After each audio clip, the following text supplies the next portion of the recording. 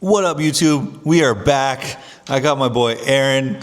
I was just, I just came, touched down from the airport, fucking came to see this guy because we're actually doing real work and trying to help artists. And we're over here arguing about how to actually help artists. So help us. What do you guys want to know from us? How can we help artists really make money as independent artists? How do we help labels be more effective as IP management companies? How do we help people actually deliver results? That's the questions that we're answering here right now.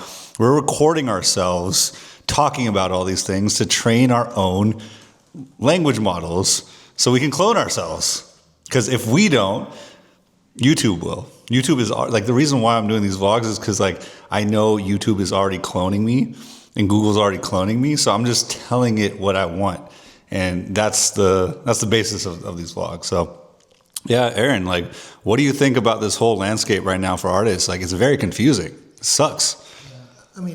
I have empathy for artists. We have friends. I've had a friend who recently asked me, Aaron, I think I rap better than these three guys. I'm like, I think you do too. He's like, why are they in their position that I'm not? And it was one answer: consistency and frequency, right? Those guys never stopped.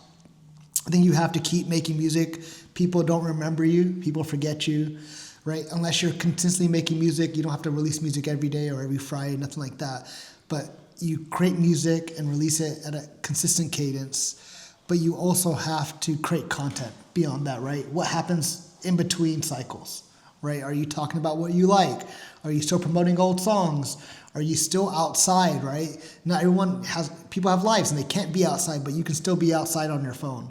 So I think that's really important. And if you do that, you could be at any level, right? There's very rare overnight success stories. You have to put in that graph, right? That 10,000 plus hours. I think in the music, it's 5+ years, right? You have to, and most people fail. People won't last 5 years.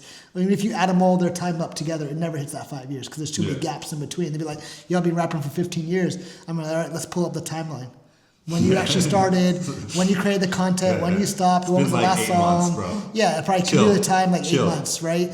And even content, let's find all the content you've ever created online and see what that adds up to a number of posts, right?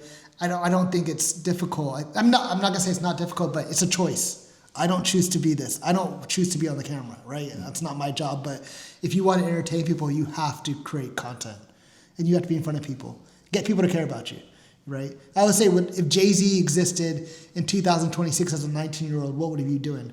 I think he'd be rapping all day. Yeah, just making rapping content. All day. Just content. Yeah, rapping. Do whatever it takes. Yeah. Drake too. Drake did it. Yeah. What made you so passionate about this endeavor? I just love hip hop.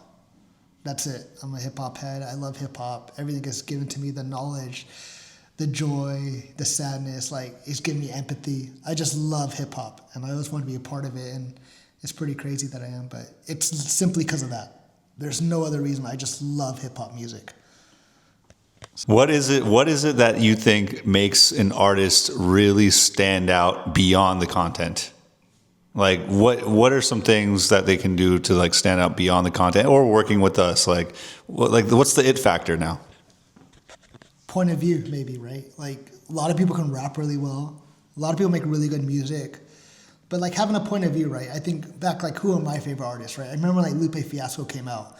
He came out in an era where that wasn't that cool to be like this, but he was super lyrical miracle, but he was still cool. He had a point of view. He had knowledge. He fake skateboarded, whatever it was. But, I think you have to have some type of point of view to really break through, right? I think any artist I would say is go on Ticketmaster and see who's touring in your city and analyze everything that they do. They most likely have a unique point of view. Yeah. Right now, for whatever reason, popped in my head, Action Bronson. We know his point of view. We know who he is, what he likes, what he does. Doja Cat's doing Chase Center again. I was thinking about that. But we know her point of view, right? We know who she is as an individual. But I think the easiest way to find this stuff is finding people who are touring. Let's use NBA Youngboy. He is a certain person. He has a point of view. He exists. He has his brand, and we know what it is. So I just tell any artist, if you want to know what makes someone pop, and just see who's touring. Agreed. Another question, you can get deep, or you can just say whatever you want. What is the most frustrating thing about the music industry? People are afraid to make content. 'Cause I feel like they release music now. I think that part's over with. I don't think artists are scared to release music. Before it was like they wouldn't release it, right? That was the first hurdle, was like them to release music. I think that part's over with. Yeah. I think people are releasing music. I think big artists doing like mixtapes or like doing like Lucy's. That's really changed like everyone. Now the next hurdle is creating the content against the music. I think once that changes, and I don't know if it will, that's the hardest part, because I think music is still, creating the music, you're still on your lonesome, you're still doing it, right? And it's like set it and forget it, but because there's no visual really aspect to it. But I hope the creating the content part changes, because I think the ones who win do it. Yeah, I've seen this guy like help like legacy acts like really blow up on socials, just doing content every day, just doing front-facing camera content every day, and it was like mind-blowing to me. I was like, wait, this works? And this was years ago. And it took me years to now do this, so it's crazy. So he's ahead of the game. He won't do it himself, but he'll help artists do it all day. What is the most frustrating thing about working with me? Oh, that's a tough one. I don't think it's frustrating, but it's when you believe something, you really believe it, right? And then it's not being hard-headed, but you believe it for a reason, so I got to respect that. Even if I disagree with it, right? I can't disagree with your belief because you truly believe in that. Yeah. But sometimes I'm like, bro, like, chill. But I'm usually right.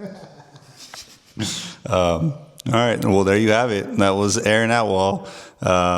Check out the other vlog where we talk about data and touring and figuring out how to, make sure that you can grow your audience as an artist.